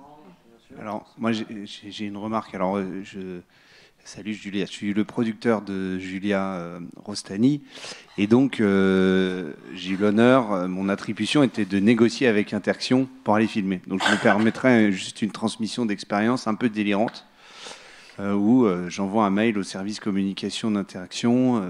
Salut les amis, on voudrait faire un film et on voudrait filmer chez vous. Et donc évidemment c'est tout un stratagème politique et de répondre à ce que eux veulent pour pouvoir accéder à leur espace. Et il y a quelque chose, enfin vous l'avez très rapidement abordé, mais il y a eu un moment donné en 2019-2020, juste avant le Covid, et l'anecdote c'est qu'on n'aura jamais pu filmer chez Interaction parce que le jour prévu, c'était le premier jour du confinement, et que ça a fait perdre cette séquence peut-être à tout jamais, mais on va se battre, on va voir. Et donc, ce qui est fou, c'est qu'il y avait un bunker allemand qui s'appelait Martha. Et le port marseillais, la structure étatique, ne savait pas quoi faire de cet héritage, de ce vestige, qui est assez délirant. Et moi, donc avec Julia, j'ai eu l'honneur de le visiter avant qu'il y ait le data center fini. Et il y avait encore les inscriptions en lettres gothiques des numéros de sous-marins alignés comme ça. Parce qu'en fait, c'était le garage, je fais très rapidement, de sous-marins des Allemands pendant la guerre. Et en fait, tout d'un coup, Interaction a utilisé, en fait, cette incapacité du port de Marseille et des Marseillais, enfin de Marseille, de faire quelque chose de cet héritage en disant, on oublie tout et on arrive avec la modernité, la fibre optique, etc., etc. Et donc moi, j'ai essayé de jouer là-dessus un peu en disant, laissez-nous rentrer parce qu'on va montrer comment j'ai essayé de jouer un peu leur jeu, ce qui avait un petit peu marché, mais bon, le Covid est passé par là. Et je termine là en disant que le film de Julia, il va être diffusé sur Tank. Et il sera prêt, je pense, d'ici 6 mois. C'est long de monter un documentaire. Et je parle de Tank parce qu'en fait, qu'est-ce qu'il y a dans ce data center anciennement Martha? Il y a Netflix. Et en fait, il ne faut jamais oublier que le premier consommateur de flux optique, c'est Netflix, à une quantité assez hallucinante par rapport aux autres usages. Il n'y a pas beaucoup d'usages qui absorbent énormément de données. Et Netflix a une capacité d'imposer à peu près tout ce qu'il veut, puisque en fait, ce sont les premiers clients de Interxion, ce sont les premiers clients de tous ces data centers. Et ce qui est assez, moi je trouve intéressant, c'est qu'il ne faut pas oublier qu'en fait, Netflix arrive aussi à imposer une vision du monde et arrive à imposer un usage numérique. Et que moi, par exemple, en tant que producteur de cinéma local, marseillais, eh ben en fait, Netflix, il va m'impacter. Parce qu'en fait, on attend de moi que je fasse du Netflix. Parce que tout le monde a Netflix. Parce que tout le monde regarde Netflix. Et pourquoi tout le monde regarde Netflix? Parce que quand vous êtes, je donne un exemple qui m'est arrivé au fin fond des Alpes-Maritimes, il n'y a aucun site qui marche, sauf un, Netflix. Et en fait, en ayant une capacité absolument délirante de surpasser les autres usages, eh bien évidemment, on va rendre visible des choses supérieures à d'autres. Et donc, je parle de Tank parce que Tank est typiquement donc Tank, c'est la meilleure plateforme du monde. Et il faut s'abonner parce que c'est une plateforme qui tente d'utiliser l'usage extraordinaire de la VOD, de la vidéo par abonnement, mais évidemment en privilégiant des auteurs, des réalisateurs et toute la filière de production locale. Et voilà. Et sachant que Marseille est devenue, en l'espace de quelques années, l'une des places fortes du documentaire en France. Peu de personnes le savent. Voilà. Donc juste pour vous dire ce qui est, voilà, je termine là, que quand on négocie avec Interxion, en fait, on négocie avec Netflix. Et moi, avec ma casquette de producteur indépendant, c'était très drôle. Ils rêvaient que ce film aille sur Netflix, alors que moi, je n'en ai absolument rien à faire. Mais il n'y a qu'une chose à faire pour nous, producteurs français, c'est ça le Graal, aller sur Netflix. Donc il faut avoir d'autres usages du numérique, c'est très important. Voilà. Je fais juste une petite parenthèse avant de passer la parole. On propose pas Tank encore dans les bibliothèques, mais on a quand même la deuxième plateforme la mieux, c'est les yeux doc. Donc en étant inscrit à la bibliothèque, vous pouvez accéder à la plateforme Les Yeux Doc avec des documentaires de création de qualité aussi. Rapidement, tac au tac ou... Il y avait deux questions, juste les personnes attendent, et puis après on... Alors, il y avait la dame, et juste après vous. Du coup, moi, je fais partie d'un nouveau collectif d'habitants et d'habitantes qui est enquêtant sur les infrastructures numériques à Marseille. Notre nom, c'est Le nuage était sous vos pieds, sous nos pieds. Et la semaine dernière, lundi dernier, on faisait une conférence de presse avec le CIQ de l'Estac, avec d'autres associations marseillaises et avec quelques élus marseillais pour s'opposer à l'implantation du nouveau centre de données de Digital Realty, MRS5, dans l'ancien silo à sucre. L'enquête publique est ouverte en ce moment, pendant un mois. Vous avez encore une semaine, vous pouvez tous et toutes y répondre via Internet, via le cloud, ou en allant sur place à la mairie pour le faire. Donc je vous invite à le faire. Et du coup, ma question c'est, ça fait 6 mois qu'on fait une enquête en fait, sur ces infrastructures et nous avons appris beaucoup de choses. Nous avons regardé des films, vos films, nous avons lu tes travaux, Clément. Et on a pu aussi avoir des entretiens au sein d'élus de la ville qui nous ont un peu raconté en fait ce qui s'était passé lors de cette délibération qui voulait au départ poser un moratoire sur l'installation de data centers et qui au final, le moratoire n'est pas passé. On a créé une commission, donc une commission qui est censée réguler l'implantation de ces data centers. On a appris que cette commission est formée de quelques élus, donc il me semble que vous, monsieur Hugon, et vous, monsieur Manchon, vous y faites partie. Peut-être que je me trompe. Et aussi du PDG de Digital Realty Europe, monsieur Fabrice Cocchio. Il fait partie de la commission. Donc ma première question, c'est qui d'autre fait partie de cette commission? Pourquoi il n'y a pas la société civile? Pourquoi il n'y a pas les associations? Et aussi, lors de ces entretiens-là, on a appris que, en fait, cette mollification de la position de la ville était due au fait qu'il y avait des marchandages dont Clément a parlé, monsieur Avant a parlé aussi de marchandages. Nous, on nous a dit des deals entre élus, du coup, et Digital Realty, parce que Digital Realty donne de l'argent pour être mécène du MUSEM. Dans toutes les récentes expositions du MUSEM, nous avons le sigle Digital Realty maintenant. Je crois qu'ils ont aussi aidé avec de l'argent à la réparation du cinéma de l'Alhambra. Donc du coup, est-ce que vous pouvez nous dire ce qu'il en est, 1 et 2, vous avez parlé de déplacer le problème à plan de campagne. Ce matin, monsieur Lardy, un autre élu à l'économie, parlait de déplacer, de faire les data centers à Aix-en-Provence. Nous sommes en contact avec des citoyens locaux à Bouc-Bel-Air qui s'opposent au nouveau data center MRS6 de Digital Realty à plan de campagne, du coup, et qu'ils ont des vraies raisons suite à leur enquête à eux. comment vous pouvez en fait ne pas parler avec nous, habitants, et en discuter ensemble avant de proposer de telles solutions. Et aussi, est-ce que cette commission, qu'est-ce qu'elle fait finalement? On laisse répondre, sinon ça va être... Et ensuite, on passe à la parole, c'est bien. Alors, on a parlé d'humanité, et c'est très bien, et on y vient, vous voyez. Bon, le monsieur qui a parlé de Netflix est parti. Alors, juste une petite histoire tout à fait personnelle, mais quand même. J'ai un gamin de 9 ans qui m'a demandé à aller chez sa grand-mère ce week-end. J'ai pensé que c'était parce qu'elle faisait d'excellentes pizzas et des crêpes à la pâte à tartiner. Alors, c'est vrai qu'elle fait d'excellentes pizzas et des crêpes à la pâte à tartiner, mais elle a Netflix, en fait. Voilà. Et donc, mon gamin était heureux d'aller chez ma mère pour pouvoir voir sa série préférée, qu'il n'a pas à la maison, puisque je n'aurai pas Netflix, personnellement. Donc, c'est vraiment... Enfin, on est dans l'humain. Et on a parlé aussi à 2 reprises de Stop Croisière qui a fait la manifestation ce matin en canoë et qui a bloqué quelques minutes la circulation des bateaux de croisière. Ils demandent une bifurcation, ils demandent un changement radical du modèle, essentiellement pour eux en tout cas, le modèle touristique. Et pourquoi? Parce que ça impacte directement la santé des riverains de cette partie du littoral nord, puisqu'ils respirent les fumées des navires. Et on a parlé aussi d'énergie. Il faut savoir, oui, effectivement, monsieur, vous avez raison, on n'a pas les moyens d'alimenter à la fois l'électrification des quais, qui n'est pas encore assez développée, et qui n'est peut-être même pas la bonne solution à l'avenir, mais en tout cas, on n'a pas les moyens aujourd'hui d'alimenter à la fois l'électrification des quais et le développement des data centers. Et donc, c'est pour ça qu'on a souhaité mettre en place, à la ville de Marseille, des critères.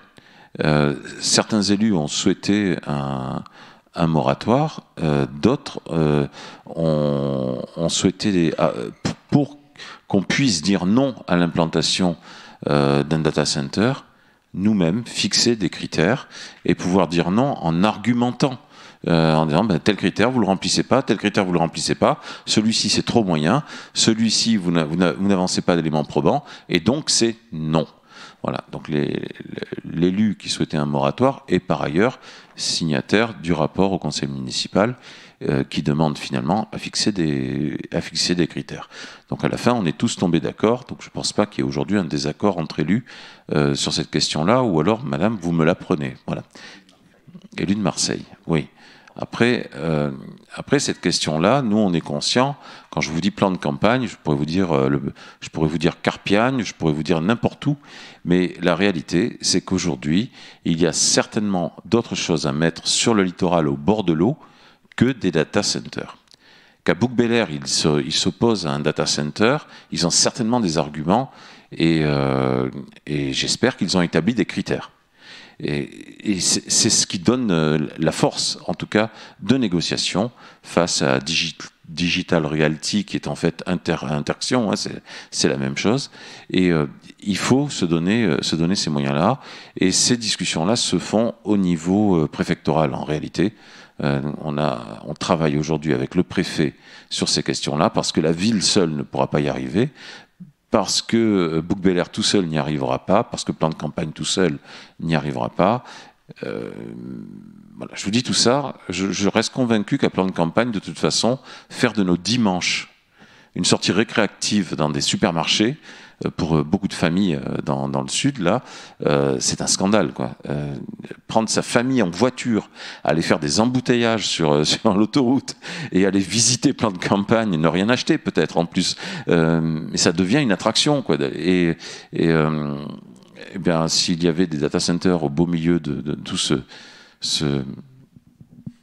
merdier de notre modèle de consommation, il y aurait peut-être moins de voitures déjà, et au niveau où ils en sont arrivés à plan de campagne, ça pourrait même être un progrès, là-bas, en tout cas. Chez nous, c'est une catastrophe.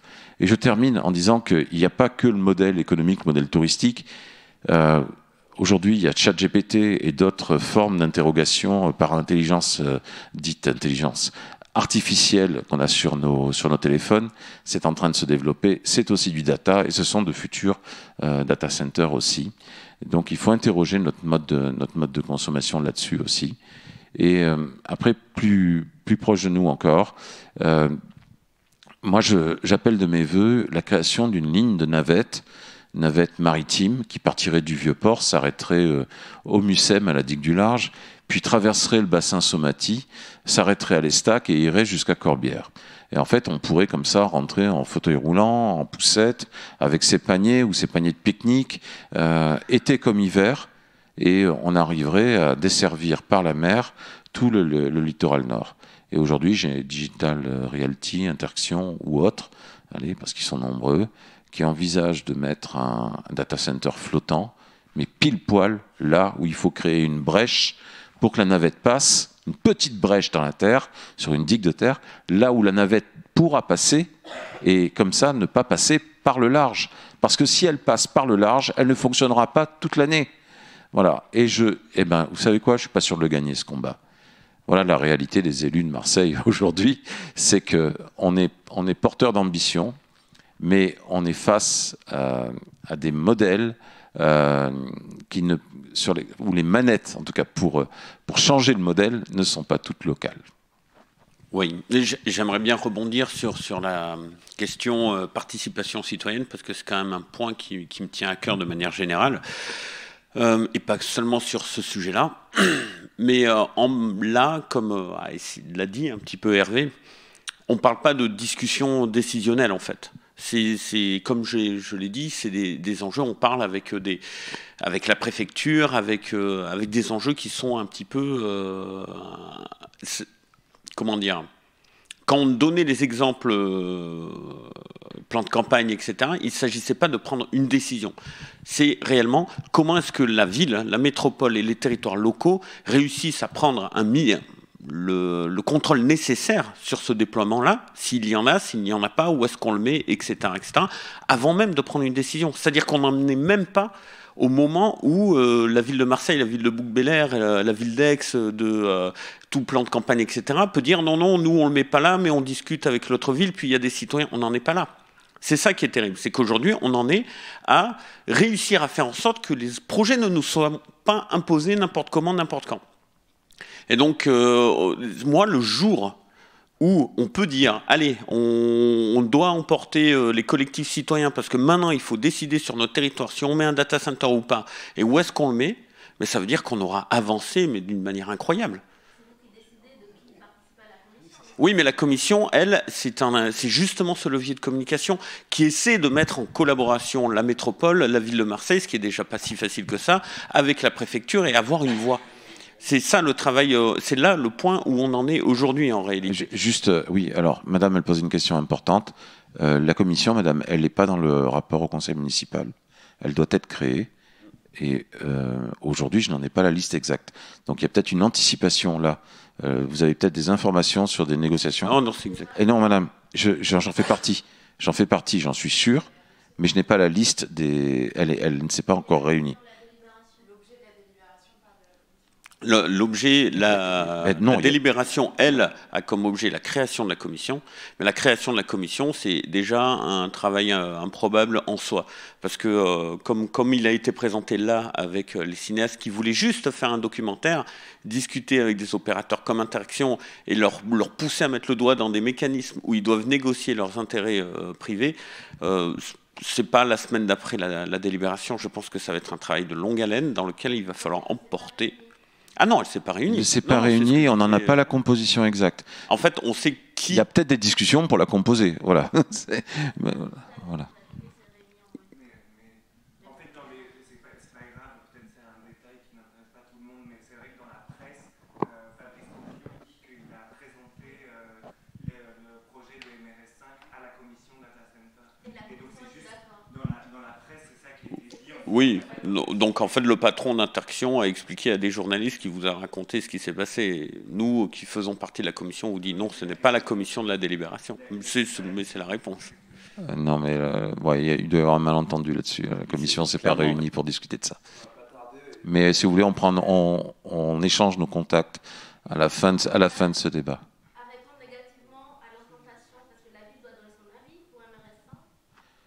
s'engage aujourd'hui, en vue de tous vos constats ici, à répondre non à l'implantation de MRS5 dans l'enfance de la...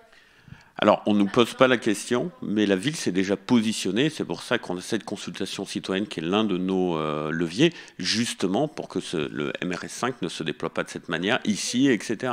Donc, on ne peut pas... C'est ça que j'essaie de vous faire comprendre, c'est qu'on n'a pas à dire non, oui. On essaie de trouver les leviers qui nous permettent de s'opposer. Ah oui, oui, mais la vie, ça reste un avis. C'est... Oui, oui, oui. Non, mais là où je veux en venir, là où je veux en venir aussi, c'est que, comme a dit Hervé, ça implique quatre élus. Donc moi, je peux parler pour moi-même. Pour moi-même, mon positionnement est négatif parce que justement, il y a des problèmes d'électrification, il y a des problèmes d'impact sur la mer, il y a un problème de discussion sur tout le territoire. Il y a vraiment beaucoup trop d'enjeux sur nos territoires qui nous permettent de dire que ben non, en fait, ce projet-là ne doit pas se construire comme ça. Il y a des Maintenant, je réserve évidemment l'avis des autres élus qui travaillent avec moi. Il y a des questions de patrimoine aussi. Oui. Le hangar à sous-marin dont le monsieur a parlé tout à l'heure. Ah, il est revenu, voilà. Vous avez raté le passage avec mon fils de 9 ans qui regarde Netflix. Le hangar à sous-marin, c'est du patrimoine maritime.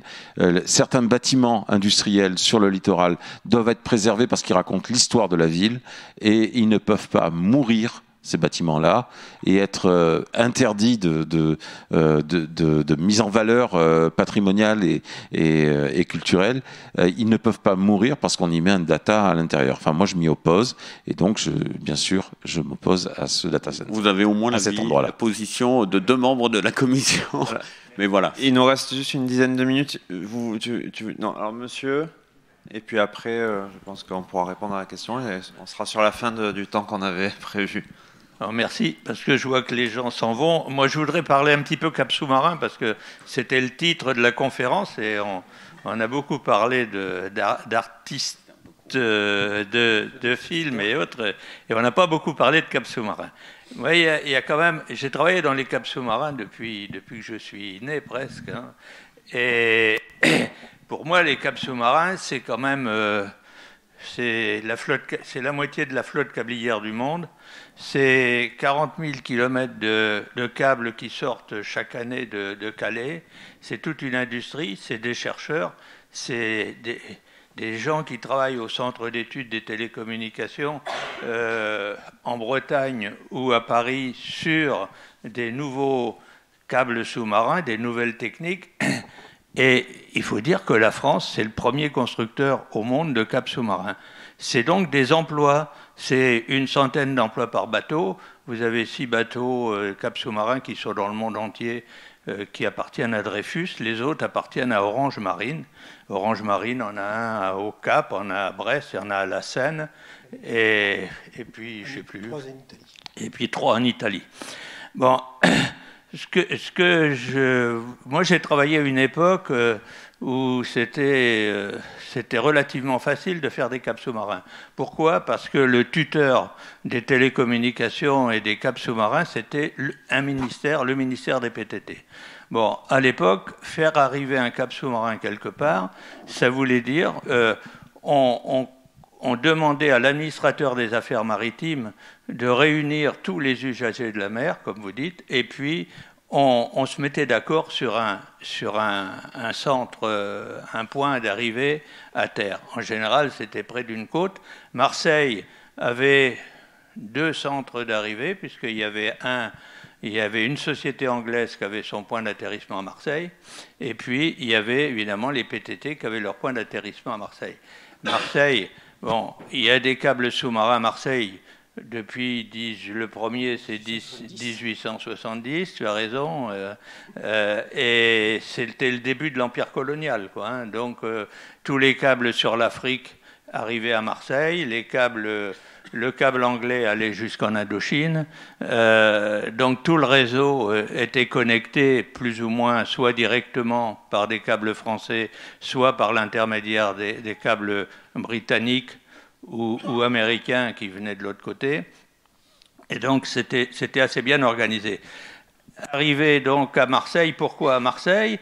Tout ce qui était à l'est du Plané, on pouvait arriver donc sur la plage du Prado, ou du roucas blanc. Et puis, tout ce qui était de l'autre côté du planier, c'était la navigation. Et comme le cap sous-marin a un ennemi numéro 1, enfin un ennemi numéro 2, numéro 1 c'est le pêcheur, numéro 2 c'est celui qui dépose son ancre. Donc, c'était très bien. Moi, j'ai vécu, je peux vous dire que bonne expérience, je crois qu'il n'y a pas eu une interruption des 7 câbles téléphoniques qui arrivaient à Marseille lorsque ces câbles arrivaient au Prado. Alors que quand on a fait l'essai de faire arriver des câbles à Martigues, pour que tous les câbles n'arrivent pas au même endroit, à Martigues, on a eu des problèmes. Bon, on a eu des problèmes pourquoi? Parce qu'on est arrivé en zone Natura 2000 et on n'a jamais pu obtenir que ce soit une zone d'autorisation des câbles, mais on n'a pas obtenu que ce soit une zone d'interdiction de pêche. Alors bon, les câbles ont été interrompus de temps en temps, donc on a abandonné le France Télécom, hein, je parle comme si j'étais ministère des VTT, on a abandonné le câble. Alors si vous envoyez les câbles devant les stacks, là, de l'autre côté, je crois qu'il y aura, c'est pas un point sérieux pour faire arriver des câbles. Alors maintenant, vous m'avez dit, alors très rapidement, monsieur, très rapidement, c'est que les câbles téléphoniques sont de très gros diamètre. Aujourd'hui, un câble Internet, il est de section plus fine que mon pouce. Et donc, avec l'ensouillage, alors on a d'autres moyens de protection. Effectivement, on nous a opposé les ancres des navires, on nous a opposé les pêcheurs. Ma foi, ça n'est pas pour autant un risque qui disparaît sur le littoral sud. Et, oui, bien sûr, mais quand un câble international se discute, les points d'atterrissement sont nombreux. Actuellement, Marseille, il y a 10 ans, là, donc, puisque après, en 2002, on a eu un grand creux entre 2000 et 2005. À cette époque-là, la difficulté pour arriver en France était forte, les critères économiques étaient difficiles pour obtenir une autorisation. Un câble qui devait se poser à Marseille s'est posé à Monaco. Donc, on sait que actuellement les projets concurrents de la ville de Marseille, c'est Gênes, c'est Barcelone, c'est Valencia, c'est le sud de l'Espagne. Surtout Palerme et Cadix. Puis, oui, bien sûr, et il y a pour l'Amérique, actuellement, entre les États-Unis et le Portugal, un câble est en cours de pose. Il y a aussi un câble Amérique Bilbao qui a été posé il y a quelques années, un câble Amérique France, il y en a eu 2, puisqu'il y en a un en Gironde, l'autre en Vendée. Donc des sites concurrents, ça existe. Il y a eu un gros creux entre 2000 et 2005 suite à l'explosion de la bulle Internet. La pose des câbles sous-marins est repartie depuis 2005.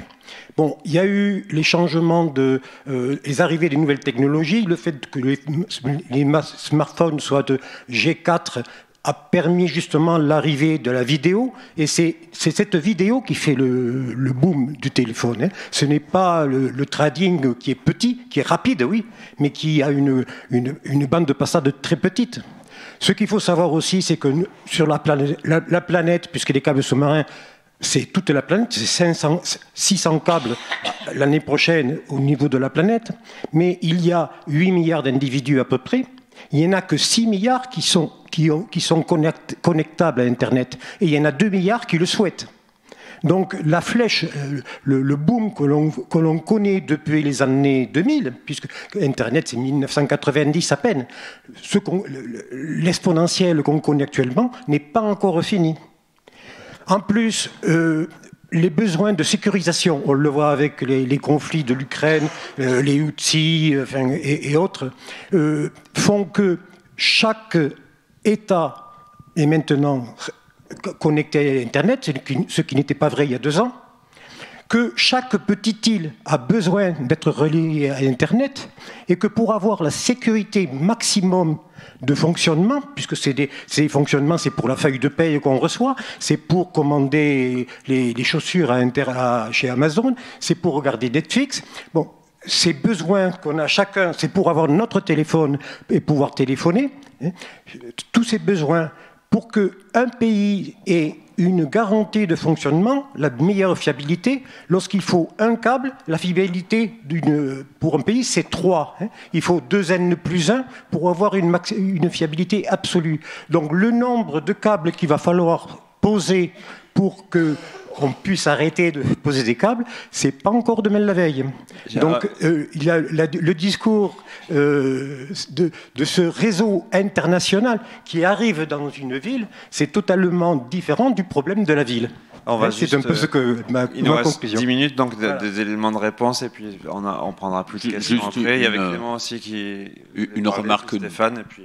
d'une minute par rapport à ce que vous disiez avant, c'est-à-dire que vous avez parlé d'une époque où finalement les intérêts nationaux par rapport à la connectivité étaient quand même défendus par l'État. Aujourd'hui, on se retrouve dans une situation où on doit se protéger contre des intérêts financiers qui sont parfois même pas européens. Et ça change vraiment beaucoup la donne. Et c'est là où une stratégie d'État, qu'elle soit environnementale, qu'elle soit économique, qu'elle soit... ça aurait quand même... voilà, ça n'aurait pas été le même rapport de force, disons, et on aurait pu se fier à une politique. Là, on sait à quoi on se confronte, et c'est ça qui est vraiment dur aujourd'hui.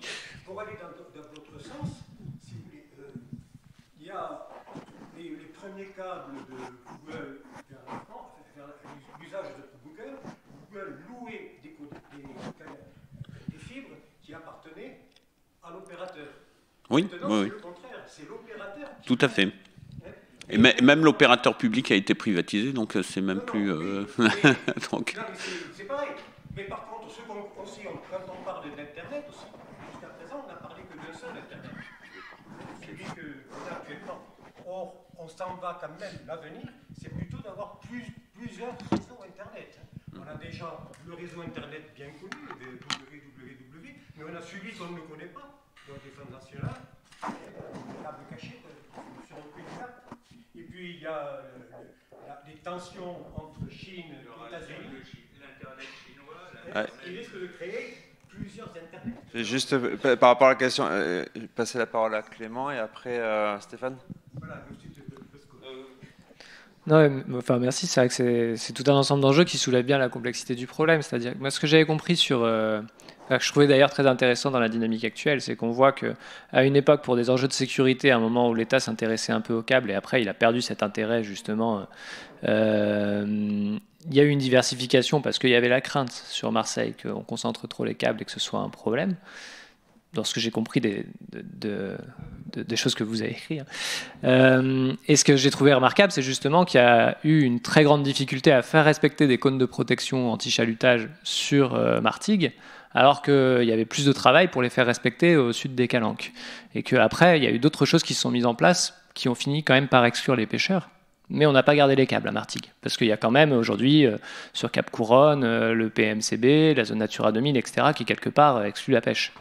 Donc ils ont fini par y arriver, mais on ne met plus de câbles. Et visiblement, il n'y a pas pour cet espace-là ce qui s'est développé dans le parc national des Calanques, c'est-à-dire qu'un des problèmes, en tout cas qui était mentionné par le parc national des Calanques, c'est que l'intérêt d'État fait qu'il n'y a pas de veto possible pour le parc. Il peut juste mettre un avis, mais en fait, il ne peut rien dire. Quelque part, le câble, il arrive. Alors que visiblement, ça ne s'est pas développé à Martigues.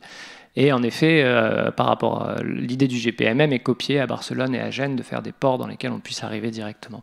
Mais ce qui m'intéressait le plus dans cette trajectoire que vous dessiniez, et ça rejoint ce que disait Hervé Manchon précédemment, c'est la tension entre la dépendance dont on parle depuis le début à une infrastructure préexistante, où on suit les grandes routes, où tout se concentre, parce que voilà, Internet s'est distribué dans l'usage et concentré dans sa matérialité autour des métropoles. C'est pour ça que les data centers créent des problèmes, quelque part. Si on les distribuait aussi, ça serait vachement moins compliqué pour le réseau électrique. Mais comme ils se concentrent autour des métropoles, ça crée des problèmes. Comme les câbles se concentrent aussi autour des métropoles, ça renforce les problèmes. On a cet héritage des chambres d'atterrage qui sont sur proximité du littoral, partout dans le monde. On a la montée des eaux en face. Et donc, il y a tout cet enjeu de réarticuler cette montée des eaux. Et les chambres d'atterrage et le data center, ça peut être long. Oui, mais il y a l'héritage. Donc, l'infrastructure est à... Le dernier câble qui arrive au Porge en Gironde, il n'y a rien au Porge, le data center est à Bruxelles. Oui, ça, c'est les nouveaux. Oui. Lui, il a fonctionné sans héritage. Voilà. Par contre, ce que disait M. Manchon, c'est que sur les câbles, les plages existantes, toutes les chambres existantes font face à la question de leur devenir, enfin pas toutes, mais un certain nombre, face à la montée des eaux. Qu'un câble arrive à Toulon, il y a même un Skyway qui s'arrête à Monaco et puis le data center il est à Marseille, c'est-à-dire qu'on prend une fibre. Oui, Marseille n'a pas pu le... C'est le problème des points d'atterrage et le problème des data centers, c'est deux problèmes complètement totalement différents. Et un data center, on pourrait très bien le mettre à Montpellier. Bah, oui, alors en fait, c'est ça que j'essaye d'expliquer, c'est que, si vous voulez, physiquement, c'est possible, mais ce qu'on constate, c'est qu'économiquement, c'est pas ce qu'ils font. Bah, faiblement. Dans la mesure où, par exemple, moi je sais un câble, il arrive, je crois, au Prado, et le data center, c'est Ferlin, il y a une fibre Orange et il y a une fibre Verizon, non, c'est pas Verizon. Donc les deux data centers sont à deux endroits différents. Vous en avez un qui est à Marseille Nord, et puis vous avez l'autre, c'est Saint-Mauron, quoi, c'est à côté de la gare Saint-Charles. Donc les fibres partent du Prado et puis sont orientées vers deux data centers différents. Non, je crois que le problème des data centers, vous avez raison, si vous avez des problèmes d'alimentation électrique et que vous avez...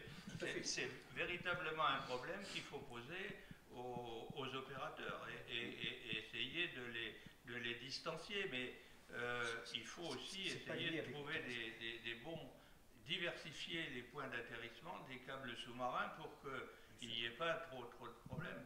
Vous savez, dans les années 70, 80 même, à Marseille, on avait deux câbles.